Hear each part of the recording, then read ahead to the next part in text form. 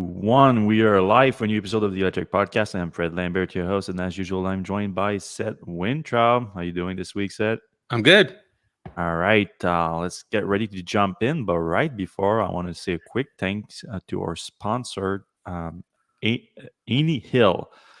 Any Hill is has its latest line of UM2 electric scooter featuring a new powerful brushless motor with a maximum of 750-watt motor output power and a detachable LG battery pack. You can check out the website in the show notes right now for a discounted UM2 electric scooter. And we're going to have a little bit more to say about them later on in the show, so stay tuned for that. But thanks to Any Hill for sponsoring this episode of the Electric Podcast.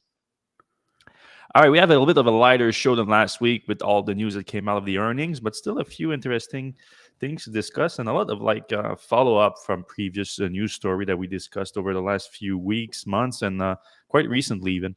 Um, the main one we discussed, I think, in the last few weeks is all these questions about Tesla's demand and if there's really like a diamond cliff happening right now, and if that's part of the explanation for the miss on delivery last quarter, or if Tesla is really 100% accurate about this vehicle in transit thing and whatnot.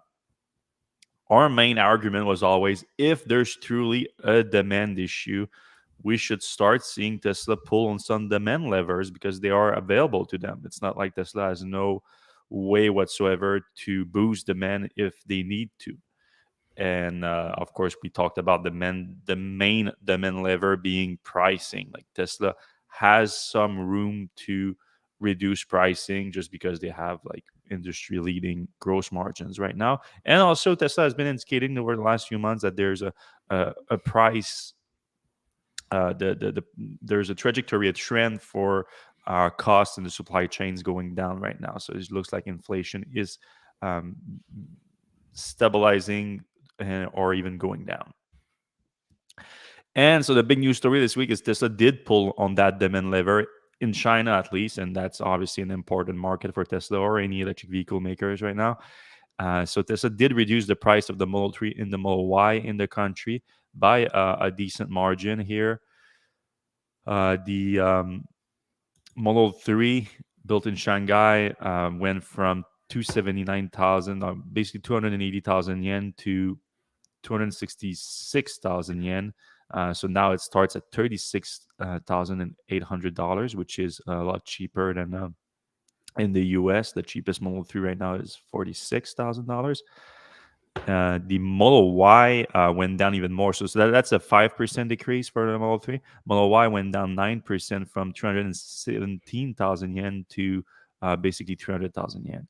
So starts at roughly $40,000. So that's also fairly cheap compared to 66 for the Model Y in the US. But that's although that's it's not the same version, obviously. Not just that it's built in China, but in China they have a standard range Model Y, which we don't have access, or at least not yet. In Not currently, because there was a point, wasn't there, or am I thinking well, something? I mean, you're talking about the Texas one, Right. or oh well, no, there was a standard range one too at one point that shortly lived, and then Tesla launched the Texas ones, which is not really a standard range, more like a kind of a mid-range version. So yeah, there's still room for Tesla to launch something else in the U.S. If they feel like so.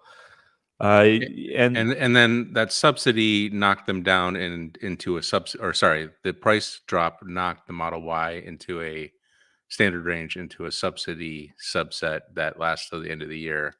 I think, right? yes, for you needed to be under 300,000, so they got that just under that. But that subsidy apparently ends. No, it can. I think it ends at the end of the year, and Yeah, then but there's there's others. No, so yeah, tax it's a breaks. direct subsidy that ends at the end of the years, and then there's a tax abatement that is still going to be applicable into 2023. So that's the first demand lever that Tesla pulled in China. Price adjustment on both Model 3 and Model Y.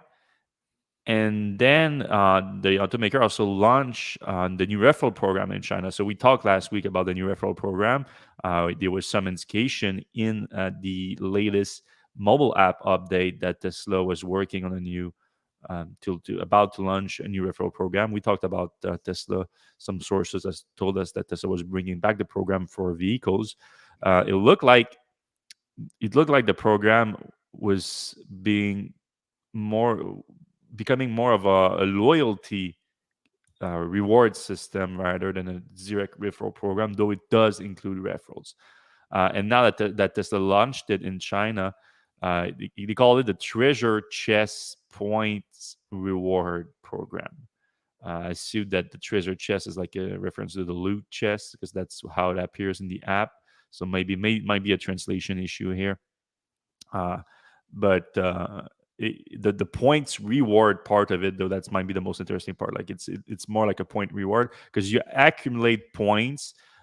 Whether like right now, it sounds like the only two ways to accumulate points is buying a Tesla yourself. So if you buy a new Tesla, like now you don't need someone else's referral like you used to, which makes sense. I mean, like like if you are already a Tesla owner, you probably don't really need the guidance of another Tesla owner to buy a new car, but people would still use the referral of another owner just because you get the benefit yourself. Because if you remember, the benefit goes both ways. The referral and then the referee also get the referrer and the referee both get well, they used to get prizes. Now, well, for the longest time, it was the free supercharging miles. Now, instead, they get points, these treasure chest points, and those points can be used to get prizes, like some items in Tesla's accessory store, as well as supercharging miles are attached to points, and then you can transfer those and get well, there's a lot of different prices available. We can get to them real quick, but it's basically all the Tesla accessories available in the Tesla store. In-vehicle software upgrade, that's interesting. So if you uh, have some of those, like we're talking about hand-to-hand autopilot, full self-driving beta, you can apply those points toward that. And yeah, like I said, free supercharging miles. Then on top of directly transferring your new treasure chest point, loot box points into these accessories or upgrades, there is quarterly and annual raffles or sweepstakes that you enter as you make those referrals or you buy a new car. Like I said, that also gives you point. You actually get more points, I think, from buying a new car um, than you do referring one. I think it's 3,500 points for referring a car, like 5,000 or 7,000, depending on the car for the if you buy it yourself directly. So, for example, the quarterly, like the first quarter 2023 raffle, you can there's going to be 89 Tesla Texas belt buckle available. There's going to be a Tesla Model S stroller. I'm not sure what that is. Might be like a translation issue here. A new home charging station. So there's going to be five of those. That's going to be raffled at the end of the quarter, and a 24-month right to use in-vehicle software upgrade FSD. So you basically get FSD for 2 years subscription. That's actually a lot of value here. They put it at 33,000 yen, but I mean in the US it's $200 a month the subscription. So 24 months of that, it's significant. Then they have also an annual sweepstakes that will include five VIP access to Gigafactory Shanghai, supercharger, 50,000 kilometers of supercharging miles. That's also significant. Mhm. 3 years. Yeah, that one also, like, I'm not so sure. Like, it says 3 years of right to use new items in the Tesla shop up to $45,000 in value. So I don't know exactly what that means. Like, can you just like get wheels and new wheels and tires, but for 3 years? Like, it's not clear. Um, oh, maybe you can spend up to $45,000 at the stores over a 3 year period. Hmm. Okay. That would be interesting. So you can There's buy just a one of car. yeah, there's just one of those. Model 3 rear-wheel drive or Model Y rear-wheel drive for a year. That's also significant. You can basically like lease Model Y for a year for free. So that's obviously just for the Chinese market for now. We expect Tesla to launch a similar version of the new. I guess we're gonna change it from referral program to loyalty program. Maybe we'll see how the all the marketing of it changes. But coming to the North American market soon, I would assume, or whenever they need it. I guess Yeah. that's the that's why it's a demand lever too. Another interesting news this week: Tesla is looking into making an investment into a facility in Mexico. The report came from Reuters. It's a follow up basically on a report that came out earlier this year with the state of Nuevo Leon, which is bordering small border with Texas. Uh, the state capital, well, not the state capital, but it's the biggest city in the state is Monterrey, and it's a hub for maybe not as much vehicle production, but vehicle supply. Like there's a lot of tier one suppliers that are based in Monterrey, and Tesla has a lot of suppliers there. And the report that came out earlier this year was a weird thing where you see it on the screen right here if you're watching. It's Tesla got its own lane at the border between Nuevo Leon and Texas. So it's just to make traveling between Texas and the state of Nuevo Leon faster. And the explanation that the economy minister there gave at the time was that Tesla has a lot of supplier in the state, so it makes sense for them to have a fast lane there, even though apparently the wait time at that particular border are not significant because it's a weird border. Right? Like it's they basically created the map out the state in order to get the border there, and so yeah, we suspected at the time like maybe there's a little bit more to that story than just like Tesla. Like it's quite a deal here to get your own lane along with like trucks and cars. Like you see on the screen here, you have just cars, just trucks, and then you have Teslas, like just Teslas. But then now what we learned is that Elon met with the governor of the state, Mr. Samuel Garcia, and a bunch of other officials, including the U.S. ambassador to Mexico.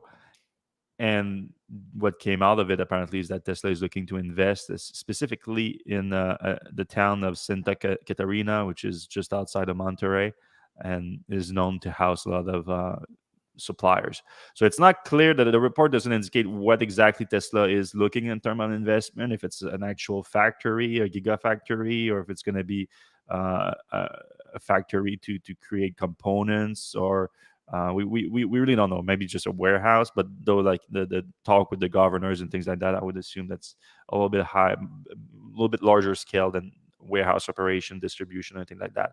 So something to keep an eye on.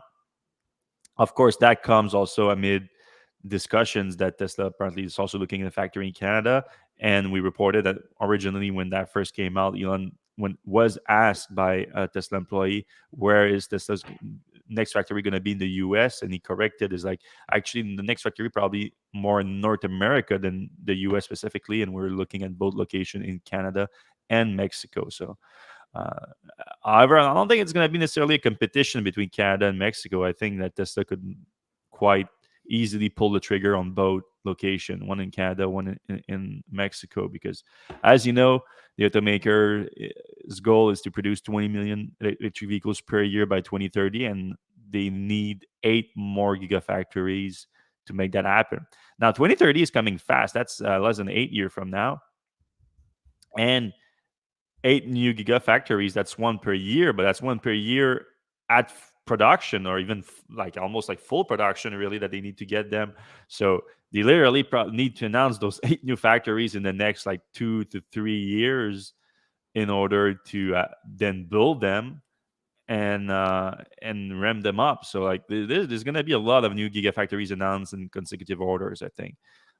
Probably again at least 2 in North America, probably 2 more in Europe, uh, 2 more in Asia, most likely.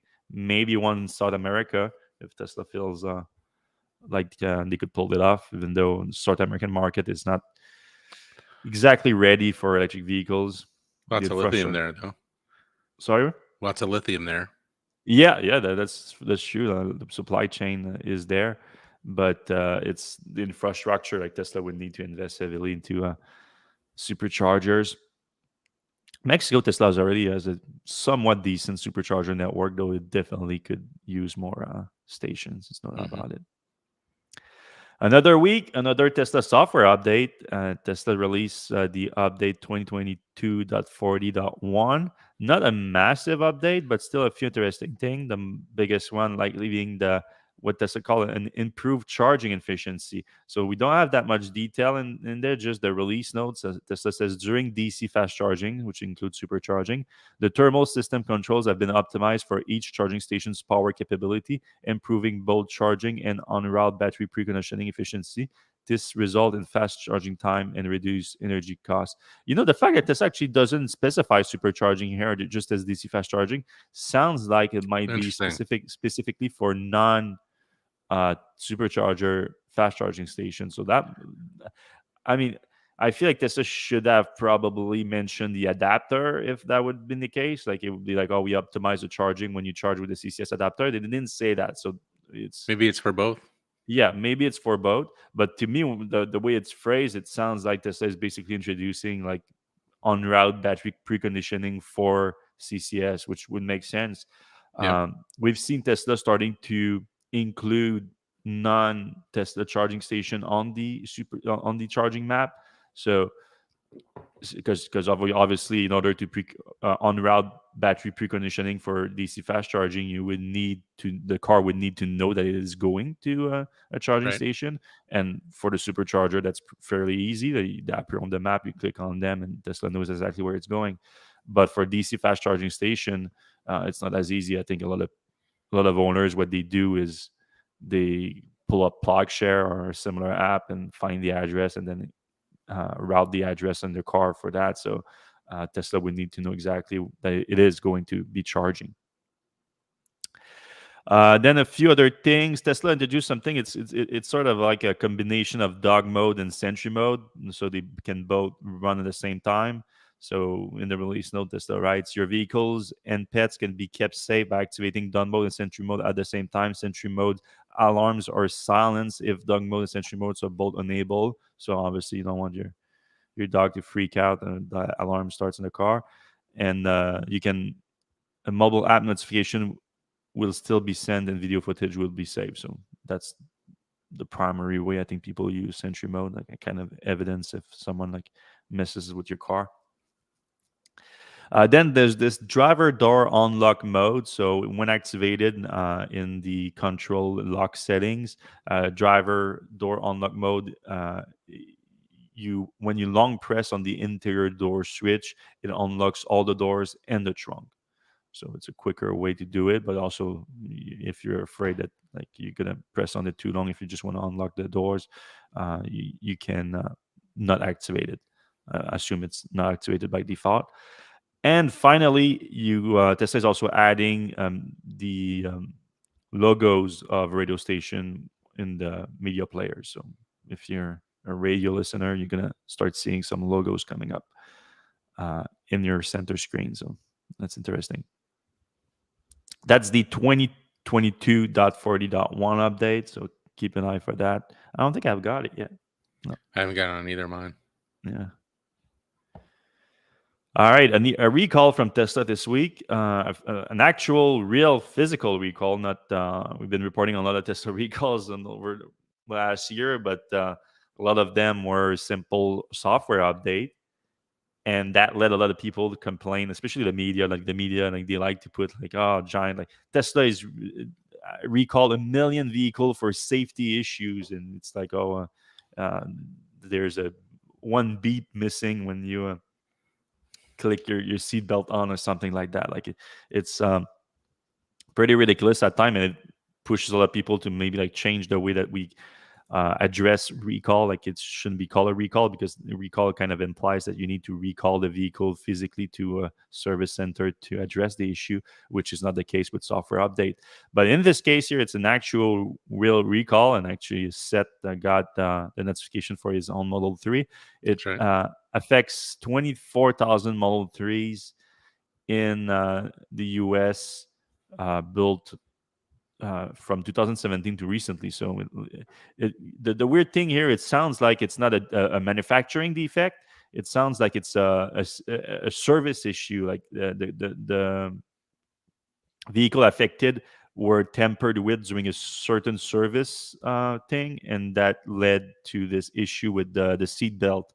So, describing the issue here, Tesla has decided to proactively recall certain Model 3 vehicle manufactured between 2017 and 2022 to inspect the assembly of the second row left end seat belt and the center seat belt anchor to ensure component are fastened uh, to specification.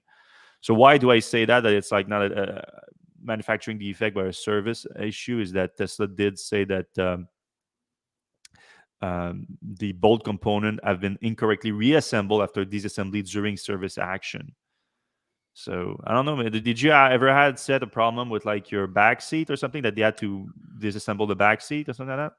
I mean, there was an early, like I feel like 2018 recall, Mm-hmm. and I haven't gotten my.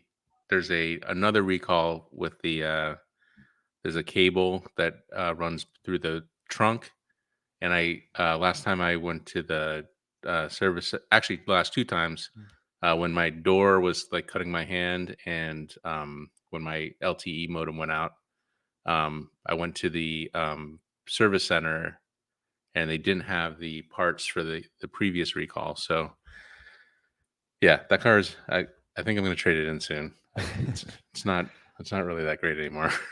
Yeah, I mean it was a very early Model 3. Exactly, Um, the early ones aren't great.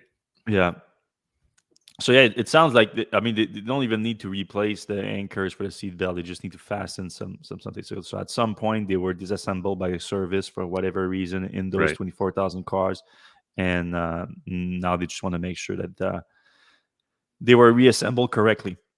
Yep. But that's pretty much it for the recall. But there was another Tesla recall that was a little bit more ridiculous than this one this week, and it concerned the Tesla Cyberquad for kids. And when I saw that, I got a laugh out of it because all right, I started looking into the recall notice from the it's called the what's it called?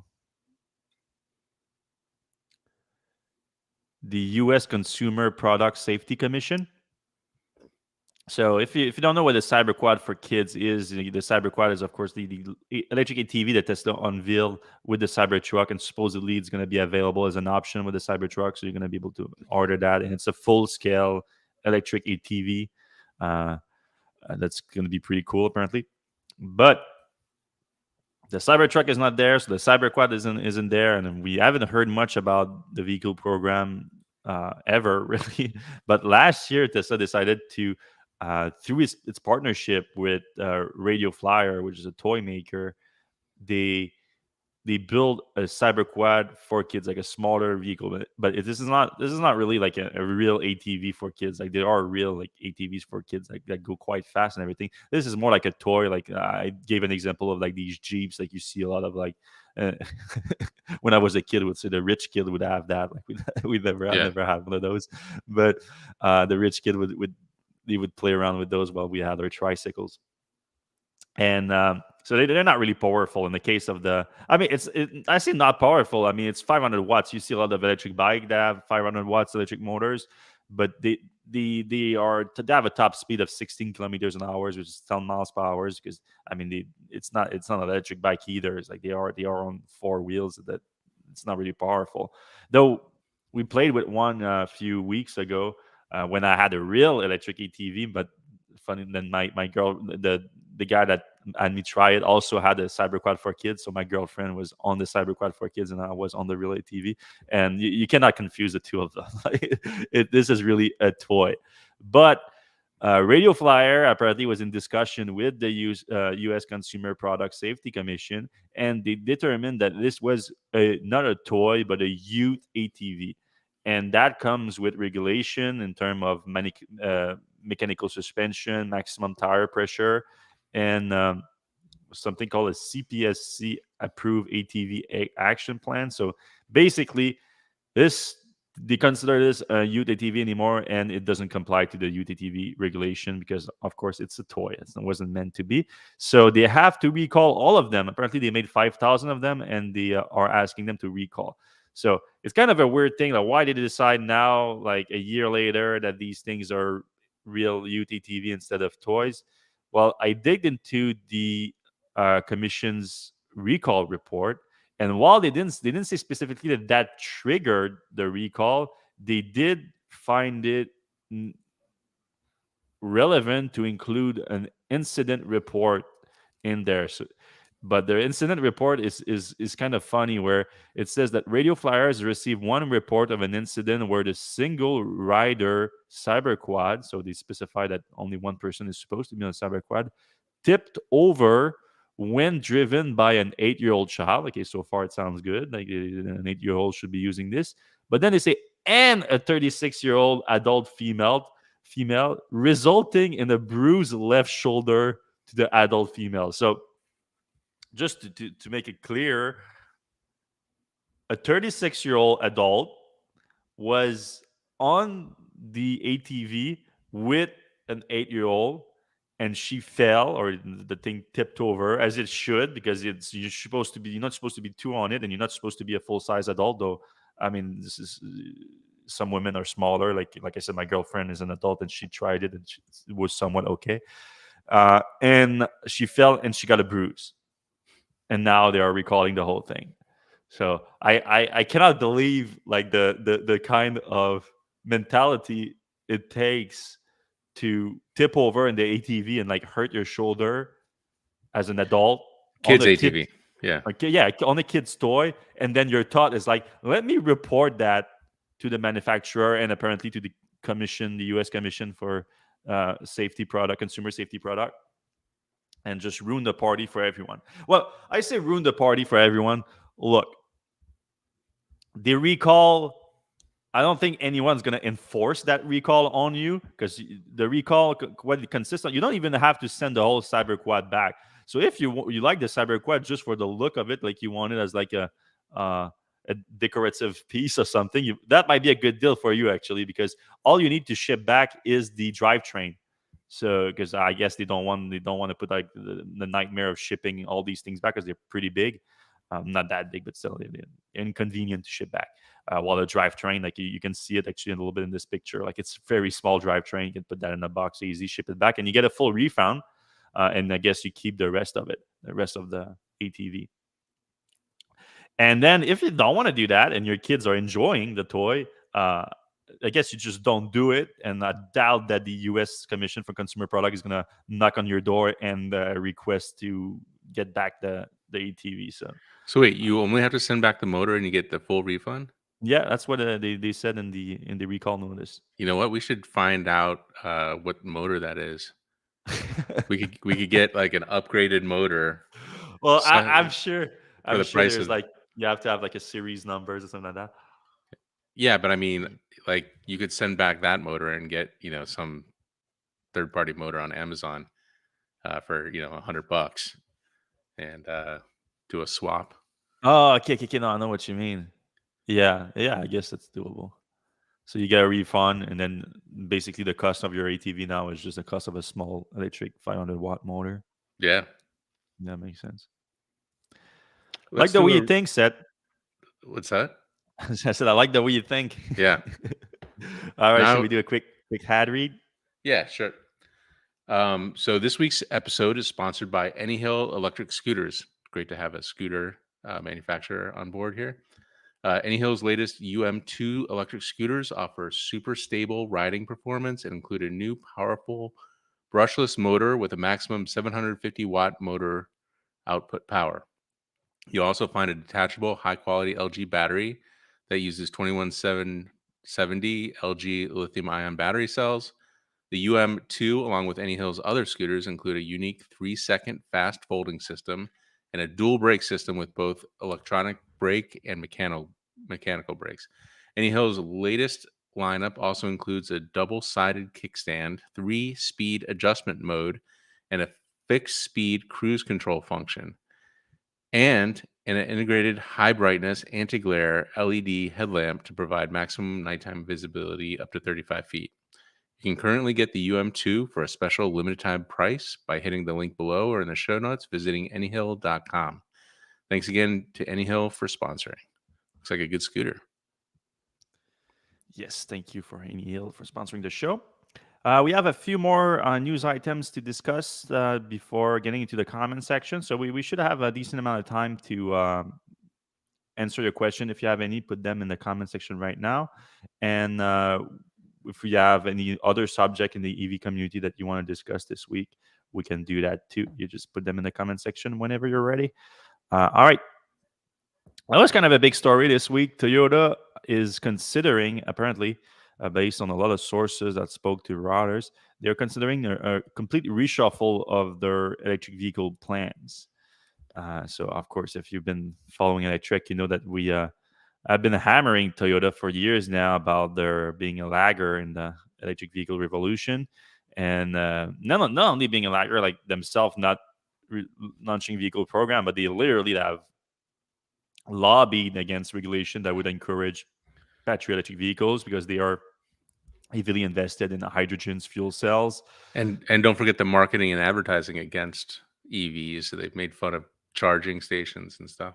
Yeah, they had a lot of advertising for their hybrids, saying that they are like basically like never. It's an electric vehicle that never needs charging, like something like that, which is like that's okay. Like that's not how you should approach this issue at all. Like gasoline car don't need charging too. Like that's is that what you're saying? Um, but yeah, last year though, they finally they finally unlocked their wallet when it comes to investing into battery electric vehicle programs with a $38 billion plan to launch 30 battery uh, electric vehicle models by 2030.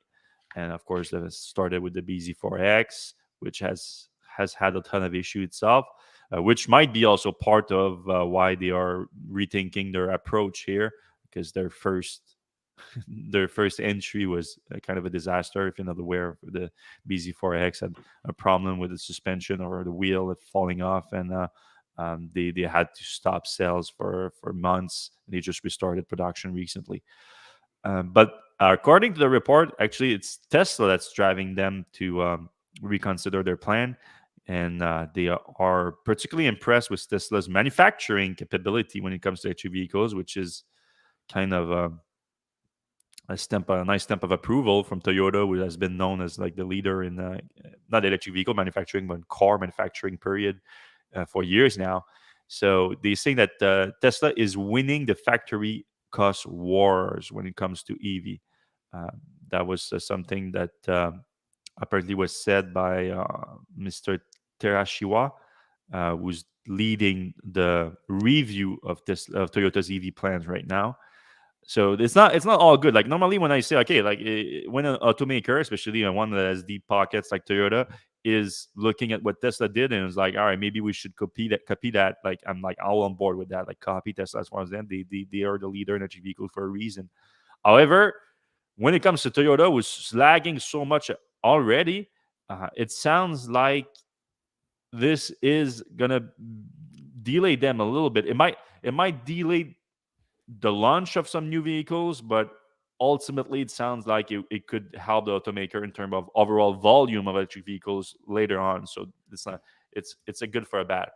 Because the report did say that they halted work, they stopped working on some existing EV programs because of this review. So they are waiting for the review to see if they should move forward with their existing. Because I mean, if they plan to launch 30 new EV models by the end of the decade, there have to be some programs already in the work that are fairly close to launch here.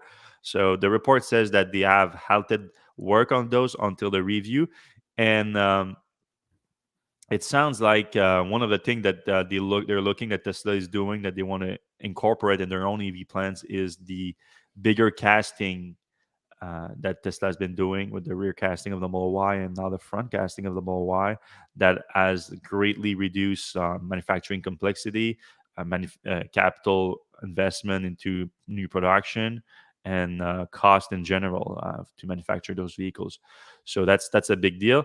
We did report that Hydra, who produces those giga press that Tesla use for those giant casting pieces, that Hydra was in discussion with 6 other OEMs uh, about selling them those giant casting machines for a similar approach, because other than Tesla, no one is doing casting that big right now.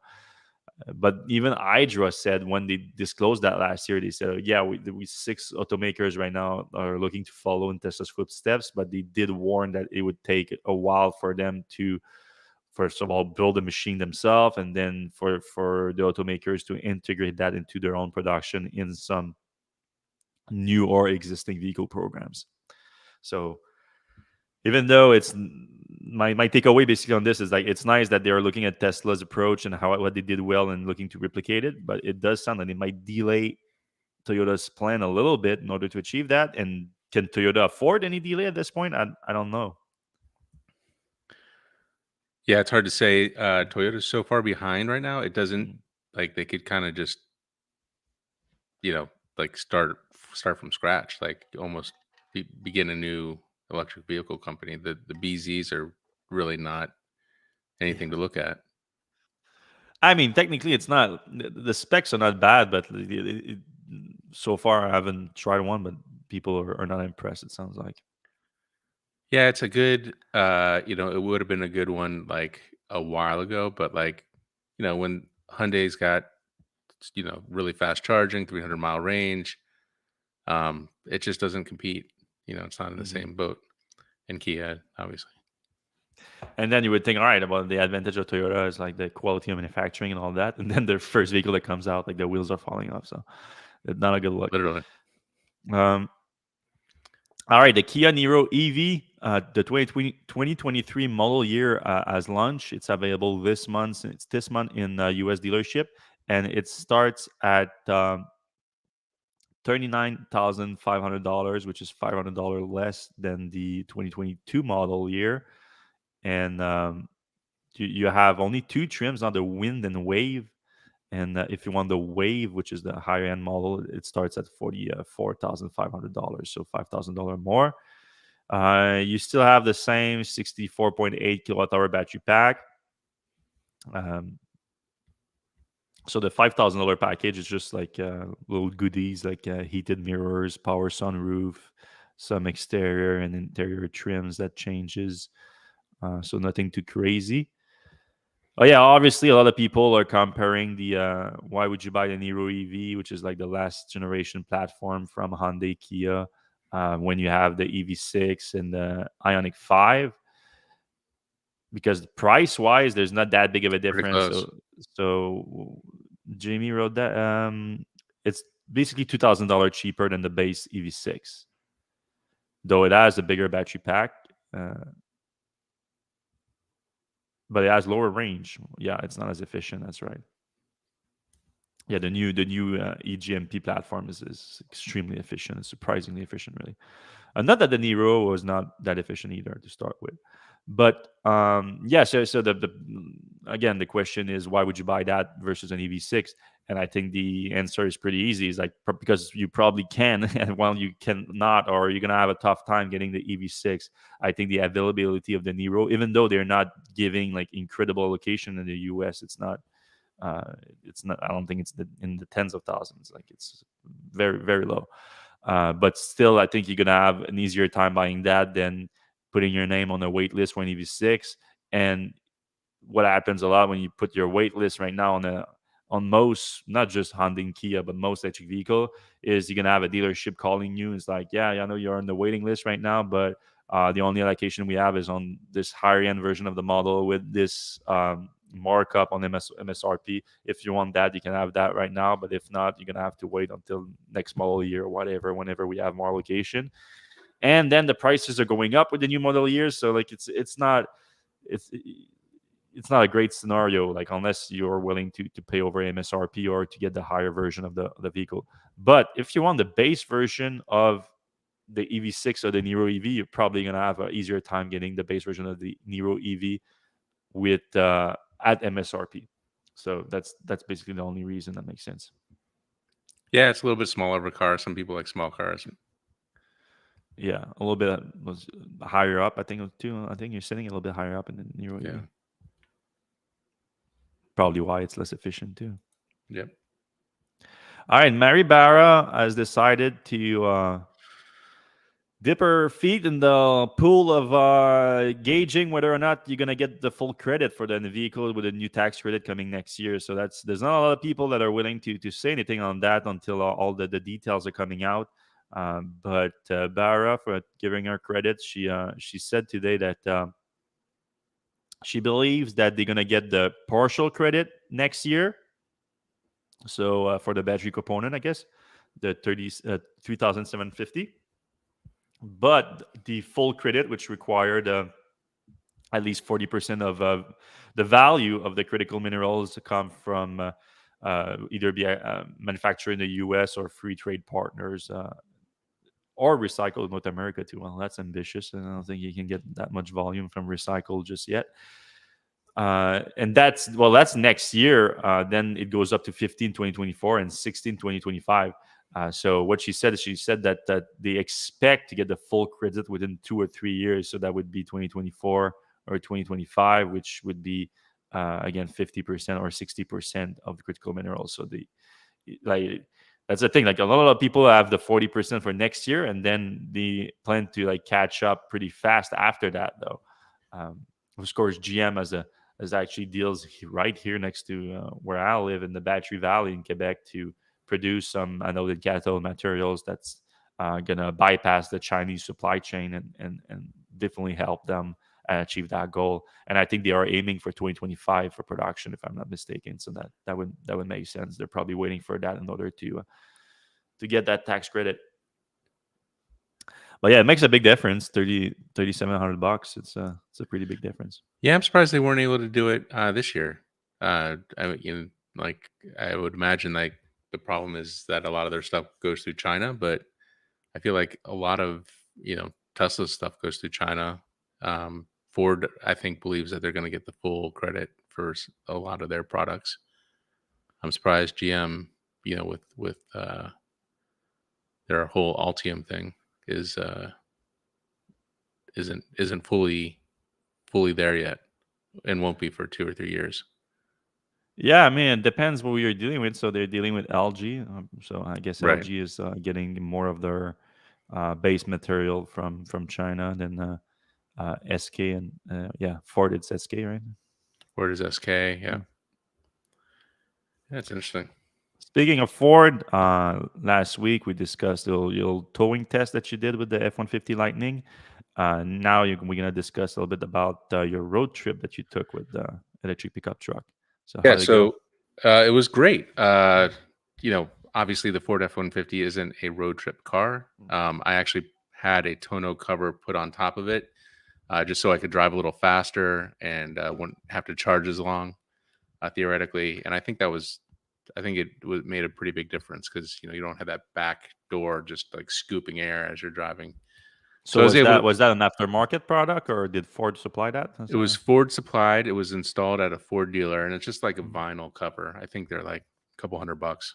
And it took not even a lunch break to install. So pretty quick and easy. And obviously, because Ford F-150 Lightnings basically have the same exterior stuff as the most popular vehicle in the US for the last 30 years, there's tons of mhm. third party stuff around. So, you know, I'm going to Detroit. So I just go into a better route planner and say I'm going to Detroit, and it plots out, you know, 3 or 4 Electrify America stations. I wanted to do Electrify America not only because they're fastest at 350 kilowatts usually, but because Ford has plug and charge with Electrify America. It didn't occur to me that EVgo also has auto charge with Ford. So Mm. Ford is, I think, the only maker that will do both plug and charge and auto charge, which means they can go to any EVgo or Electrify America station and just plug in as long as you're signed up. So that's nice, and it worked. I stopped at 4 or 5 stations every time I plugged in. Took 20 seconds to authenticate and started charging. Did Um, every one of these stations work first time? so every station worked until I believe Toledo, and then there was a station with a weird screen. I tried plugging it in, and the Ford was like, "No, this is no good." So I just like reached Mm, back to the other station, grabbed the cable, and it was a little bit mm, tight to bring it all the way up, but it worked fine. Like the Ford F-150 is a massive vehicle. Like it should not be used for a single person traveling cross country. I would much rather be in a Chevy Bolt or a Tesla Model 3. not a Chevy Bolt. Well, a Chevy Bolt would have been a longer Yeah. charging stops, but you know, you you I'm just carrying a lot of Mm, stuff around with me that I don't really need to be carrying around. mm, So yeah, I got to the first EA station in the middle of Pennsylvania, and plugged in, started working. I was getting like 160, 170 kilowatt at the beginning. mhm. I think 167 is when I took the picture. And it got down to 150 kilowatts at about 50%, and then I think down to 130 or something toward the end of the charge. So, not Oh, it's crazy fast. still well, 130 at the end is pretty good though. Yeah. So, Mm. and that was like at 70%, not at like Oh, 80 or 90%. So, half hour stops, 25-minute half hour stop, something like that. I have to grab a sandwich, maybe go to the bathroom mm, and get back in the car. So pretty typical. Like, I would want to stop anyway, 2 hours or so. Uh, 150 miles between stops. It was pretty normal. I was thinking like if I was driving, well, I mean, not realistically, but if I was driving a regular F-150, how would my path change? And I probably would want to stop every 2.5 hours or so. And I would probably want to, get out, walk around, get a snack, go to the bathroom. So there was really no added time um, in each of my stops. So, it was pretty much the same as it would be with a gas car because, the charging at Electrify America is very simple and it's pretty fast. And I think it's pretty when it similar with works. when it works. And you're right, it didn't work that one time in Toledo Mm. on that one station, but luckily there was four other stations that, and including one that was like I didn't even have to move the car. So, and honestly, like that was my best Electrify America experience by far. So I think things are getting better. That's good. Um, and it's just it's starting to feel more normal. The flip side is like it's got a 130 kilowatt hour battery. If I was in something like a Kia EV6 or some other high end high range car and plugged into the same Electrify America station, I would get a higher charging rate, but I would have half half the size battery. Mhm. So I would stay at each station half as long. So I'd probably be there like 15, 20 minutes tops, maybe even less, and get, be able to go to the next station. So this is less of a, Electrify America experience thing because I think, the F-150 requires so much electricity to get from, one stop to another. But it's more of like, well, you can do a trip in an F-150, and it does seem very similar to what a normal trip would be like in a gas car. Um, so yeah, it's great. It's just like just don't road trip in any huge pickup truck if you're alone. Like it's just a waste of time and space. Yeah, That's that my makes takeaway. ton of sense. Yep. Yeah, do we have any information about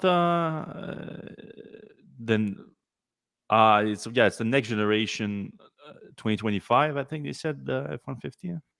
Yeah, so the F-150 is going to get a big overhaul in 2025, but I think next year it's going to have Android Auto as like the center stack. And what's kind of interesting is that they're not going to update the current ones that are going out. So, they're going to be kind of No, obsolete, but yeah, left behind a little yeah. bit in terms of But new I think the technology. charge rate, like you said, the charge rate that would be the biggest update that they would need. But that I think we're gonna have to wait until 2025 for the new platform. Yeah, I think they could probably go a little faster. I know the GM Silverado, and those 350, I think. 350 kilowatt real like charging. Yeah. And I think I saw somewhere maybe Tom Malogny or something got like 370 or something at some EA station. And a So Hummer, right? A Hummer, I think. might have been the Hummer, yeah. But that's all the same Altium stuff. So Mm. uh, yeah, it's happening. Of Like, course, let's put it in perspective. Every time we discuss data, we always talk about like the max charge rate and everything. The charging curve is the most important. Like keep mhm. staying up a long time. Um, so we'll wait until we see what that looks like to make a judgment. But yeah, generally speaking, if you can achieve a higher charge rate, especially in the beginning, then it makes an impact for your entire session overall time. Yeah, I kind of want to do a road trip in an EV6 or actually probably EV6 because I think the Hyundai Ioniq 5 isn't quite as aerodynamic. Um, but I think traveling in with a EV6, the stops would be like 10 or 15 minutes tops. Fast charging, small battery, Mhm. efficient, all that stuff. Yeah, we haven't done a full review of the V6 yet, right? No, just had First oh, you know drive. what? I have a Genesis, so still the EGMP Hmm. platform. Next week I have the Genesis GV60 coming, Nice. so that should be fun. Yeah. All right. Should we jump into the comments? Yep. All right. Let's see. First up, will Tesla eventually use Starlink for connectivity in its cars? I think it's inevitable. What do you think? I think Elon already said they would Yeah. eventually. Yeah.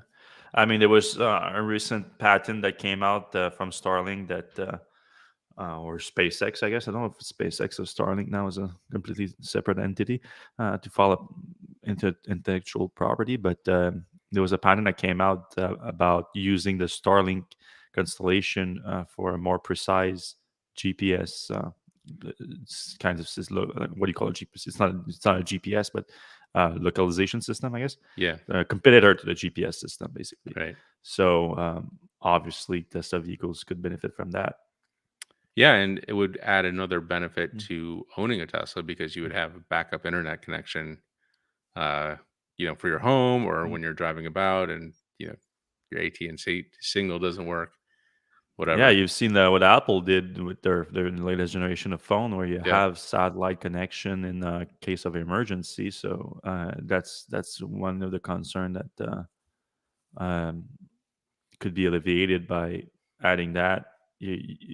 Like we were just talking, I was talking with my dad the other day about the Tesla is planning a supercharger here a little bit further north from where I am, where there's like further north of where I am right now, there's not much civilization out there, but there's a big patch of road that leads to civilization in Saguenay-Lac-Saint-Jean, which is another region pretty far north in Quebec, and a lot of people don't want to take that route because it's desolate for there's no like cellular connection for a long time. So if your cars break down there, like you're kind of screwed until someone comes over. So um the for something like that, it would be great to have a satellite connection.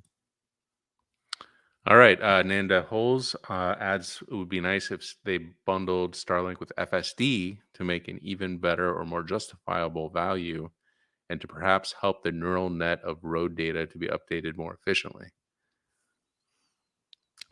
Yeah, I mean, I guess Tesla was mostly waiting for you to connect to Wi-Fi normally to unload a lot of upload a lot of data. So I don't know if they would want to use the bandwidth of the Starlink to do that. But I do like the idea though of combining it with FSD, just so um, it makes the FSD package as long as they don't change the price of the FSD package uh, to reflect that. It would make sense. Yeah, no, that would be a good deal.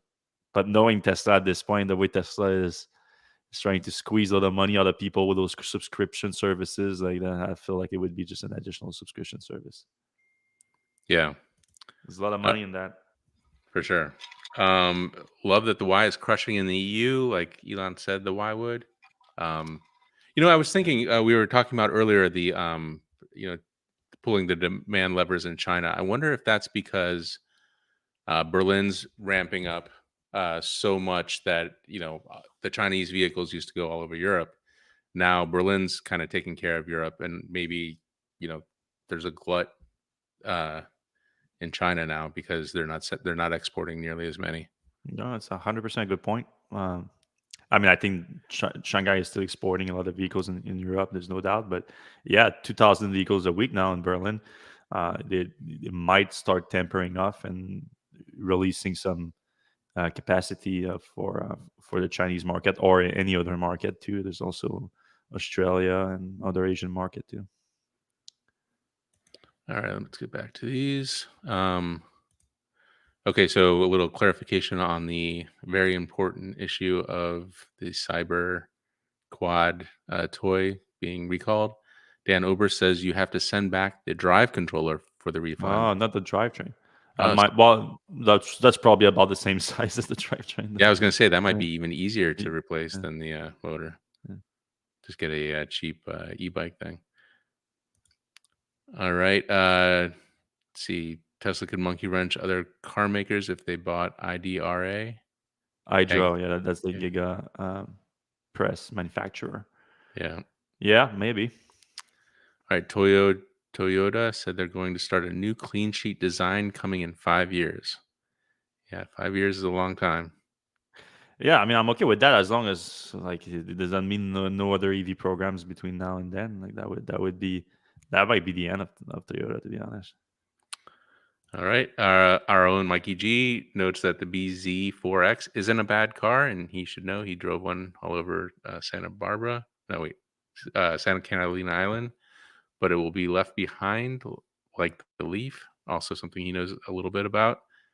I agree. I don't think technology wise it fits with the current uh, bunch of vehicles. What do you think? Yeah, and also even if it was popular, it doesn't sound like Toyota has the production capacity for it either way. So it does feel a lot like I haven't said that word in a long time, but compliance car like it sounds like Toyota is still in the years That of the mindset. compliance EV and Yeah, I the, agree. They're in that mindset. And the BZ platform was actually adapted from an ICE platform, according to Roller 20. I think I remember hearing that. yeah, And that's true. apparently, some Toyota aren't happy with it. Yeah, that's part of the reshuffle. Like they are considering building a new platform and like giving up on the BZ right now because I think there's a few other vehicles that are coming up on the same platform. So those programs have been halted for now. All right, Carl in San Diego. The other toy that Radio Flyer sells, the Model S, has a 130-watt motor and goes 3 or 6 miles per hour. I can't believe we're even talking about this. So the ATV toy was really pushing it at 500 watts. Well, it did come in two mode. Like they also have like a turtle mode and a rabbit mode on it. So I think it also locks up at like 5 or 6 miles per hour, and then you can crank it up at 10. But let me tell you, like I've seen people riding it. It's not dangerous at all. It's less dangerous than a bike, really. Like Could you even, like, if you really wanted to hurt yourself with it, could you hurt yourself with it? Like, well, I I don't. mean, yeah, sure. Like especially if you tip it over, but like you, the bigger you are, the more easier it's going to be to tip it over because the center of gravity is going to be higher, and these things are not that heavy. So, but I was playing it. We were playing around with the ATV in the on the same route, and there was like a little slope, not that strong of a slope, maybe like a 20% grade or something like that, and my girlfriend on it, but my girlfriend is not AV at all, and she couldn't ride up the slope with it. Like it was that not powerful. But yeah, I mean, if you take a quick turn at 10 miles per hour and you're off balance, then maybe you fall over and you hurt your shoulder and you get a bruise like that lady that had the recall happen. I can't believe that. Yeah. 38 years old, 36. 36. Come on. I could see if she was like 86, maybe Well, broke a hip. even if 36, she has no business getting on that thing. Man. Right, right. All right. So the last two questions involve Twitter. Andrew McDonald says, "Any news to report on Elon's Twitter purchase?" And then Vince says, "How do you think Twitter's acquisition may affect Tesla, since Musk's Twitter account is their only PR?" If Twitter becomes less relevant, could it damage Tesla? What are your thoughts I mean, there? I don't know how much less relevant Twitter can get, to be honest. Like, like Twitter is not a that big of a social media platform. It's just not. It's very popular though for us, for like journalists, media people. Like that's definitely the main platform that we use versus like Facebook and um, whatever other platform there is out there, TikTok, Instagram. It's not very popular for Instagram and TikTok are way more popular, Facebook too than Twitter, but just not for kind of like news sharing and things like that and news commenting and whatnot. So I don't think Elon can screw Twitter more than it was screwing itself now, to be honest. So I think he definitely overpaid for it. There's no doubt about it. But I think it's gonna go up from there. Now, uh, it's gonna take time. Like how it's gonna affect us. So I don't think the PR aspect is gonna be a big deal, but it's gonna take time away from Tesla for him for sure. Yeah. And then the other big deal too is like while he can, I don't think he can like badly affect Twitter itself too much. He can badly affect his image, the way Twitter is handled. So of course, like for example, a simple example of like bringing back Donald Trump.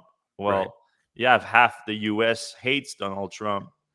So I mean, I'm not a big fan of Donald Trump personally. It doesn't affect like I don't think less of Elon if he brings him back. I don't think it's like that big of a deal personally because whatever he says on Twitter, I'm gonna take it with a grain of salt and it's not gonna affect my opinion that much. But a lot of people that upsets them. So that affects Elon's image, and unfortunately, Elon's image is closely attached to Tesla's. Yeah, and in that regard, like that kind of hurts Twitter a little bit because, is Ford going to spend advertising money with Elon? One of their competitors. Uh, You know, is any of the car companies going to spend money on Twitter? That's Like all the energy companies that are against Tesla? Yeah, that's a good point. And you saw he tweeted right because of the acquisition. Because I guess the first question was what was the news with the acquisition, and when it became official last night. Sorry, and Elon came into the office with a sink Right. and said, And "Let then that sink in." Hilarious. So its sense of humor is so straight. it's very Uh, weird. like it's it's kind of when he said because he said it on Twitter before that, like last week or something. And it's one of those things that you say and you get a like maybe like a out of it, like not even a laugh out loud, like, but like just a okay, that's kind of funny. But then he does it in person, and you're like, what? Like no, And it seemed like unscripted, like almost like a guerrilla Kanye West, like running into a building and being a goof and yeah, having somebody film it. So yeah, it was very weird. Especially, like he's about to go in and fire like the CEO and yeah. like the whole C-suite. By the way, I don't know if you saw it today, but like a whole bunch of other people are getting fired. Uh, so I don't know if it's 75% of Twitter or what, but there's certainly like not a lot of happy Twitter Uh, employees today. honestly, 7,500 people work. Is that no 7,000 people? So over 7,000 people working at Twitter. That sounds like a lot to me for like a fairly simple like social media platform. I guess there's a lot of like legal aspect to it and have like moderating and whatnot, but uh, Advertising, advertising. But even that like it sounds like a lot to me. So I'm sure there's fat to trim at for sure. Twitter. 75% of that sounds like a lot. I really don't know the in workings of it.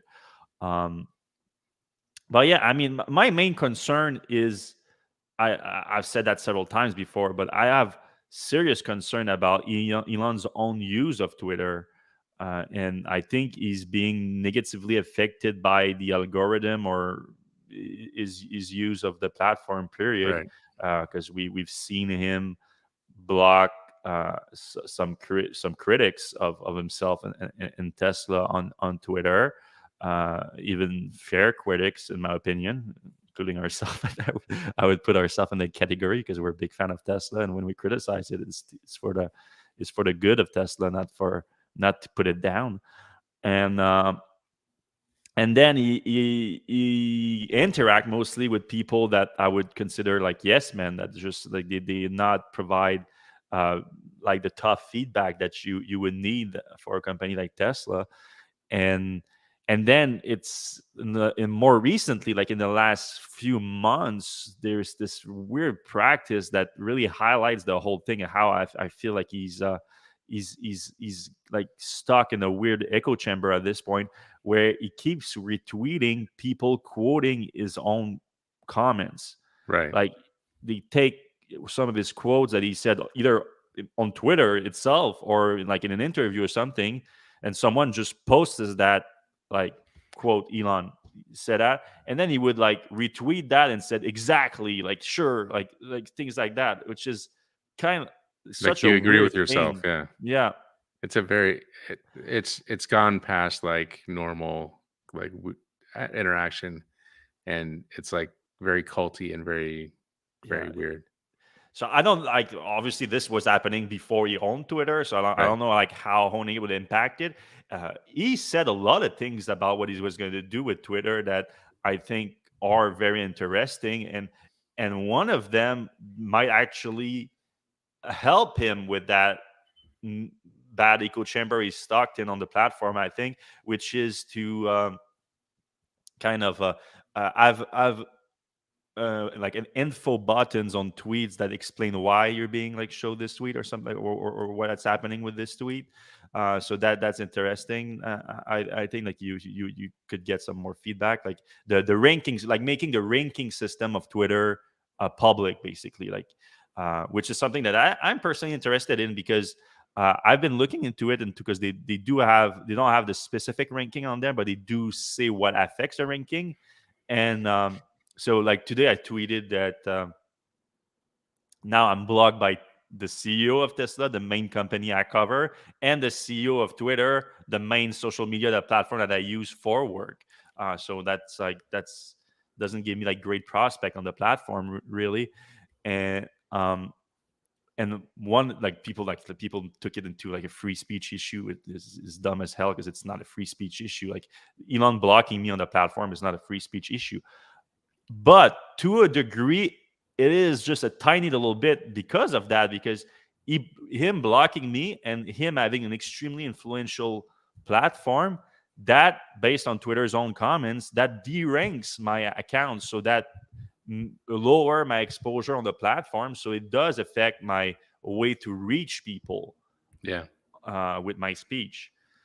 So it would be interesting to see if he does make that public, exactly like it shows on my tweet, like, hey, you're getting less exposure because Elon decided to block you.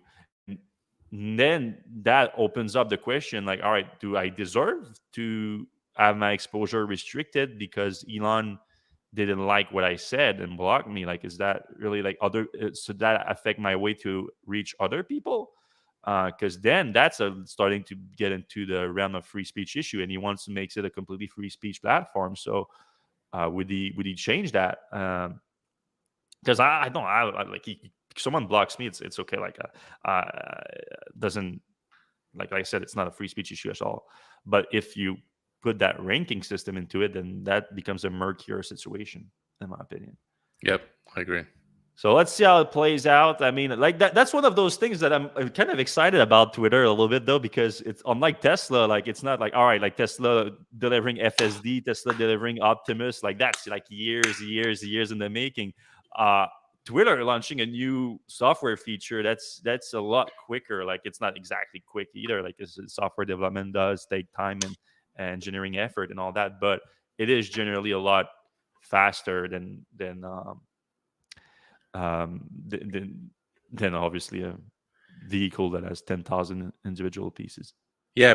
But before we sign off, we should probably address one part of that question, which was, is Elon's time at Twitter, which he's going to have to spend a lot of time there, Hmm. going to affect Tesla and his other entities? And I have to say, like, it's going to mean less Elon time at Tesla, right? Like that's a given.